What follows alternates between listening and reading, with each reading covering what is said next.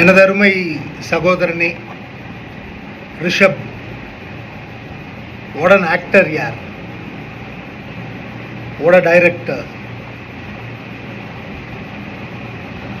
The coordination for Kantara 2 இது பேசும்போதே பயமாக இருக்கும்.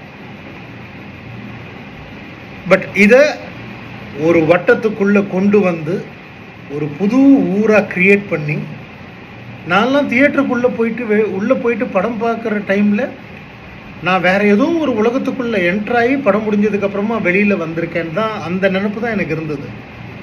அவ்வளோ பிரமாதமான நடிப்பு எல்லா நடிகர்களதும், வெரி கம்போஸ்ட். அவங்களுடைய கேரக்டர் என்னவோ அதை அப்படியே புரிஞ்சுக்கிட்டு அவ்வளோ பியூட்டிஃபுல்லாக பெர்ஃபார்மன்ஸ் வாங்கியிருக்கிறீங்க.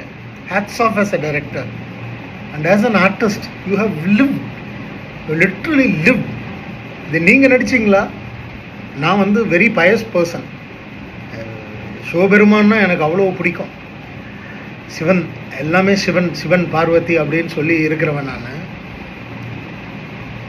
அந்த சுவாமி தான் உங்கள் உள்ள பூந்து உங்களை வந்து நடிக்க வச்சிருக்காரு. அவர் பண்ணியிருக்காருன்ற மாதிரி தான் இருக்கு.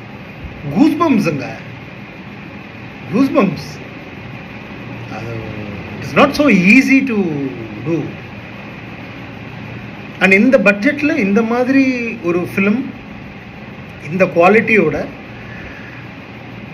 இன்னைக்கு இந்தியாவில் வேற யாராவது பண்ண முடியுமா அப்படின்னா தெரியல.